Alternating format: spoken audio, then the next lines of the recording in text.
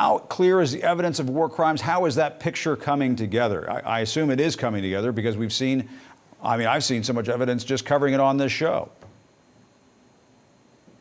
Well, Jim, there's enormous evidence of war crimes, and we've seen evidence in Bucha, in Hostomel, and the areas surrounding Kiev, but we haven't seen, and what we've seen so far is just the tip of the iceberg, is those areas that are under Russian occupation. So Mariupol is probably an order of magnitude worse than what we've seen so far, an entire city of a population of a few 100,000 that has practically been leveled.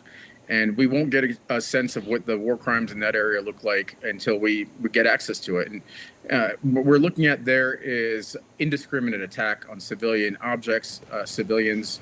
It's a violation of a major or critical principle of war called distinction, where you cannot attack civilians and civilian objects. And our group is helping the Ukrainian government investigate that. And you've said Russian leaders will never escape accountability for their crimes, no matter how long it takes. You mean Putin when you say that as well, don't you?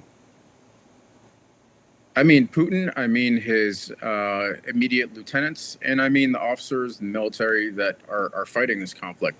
If we think about war crimes investigations, they're long, they're painstaking. The Ukrainians currently have something like 74,000 open cases, and they don't have anywhere near 74,000 prosecutors. So it's going to require a great deal of time and effort and assistance by international organizations like mine and others that will come in and help the Ukrainians with this enormous Herculean task.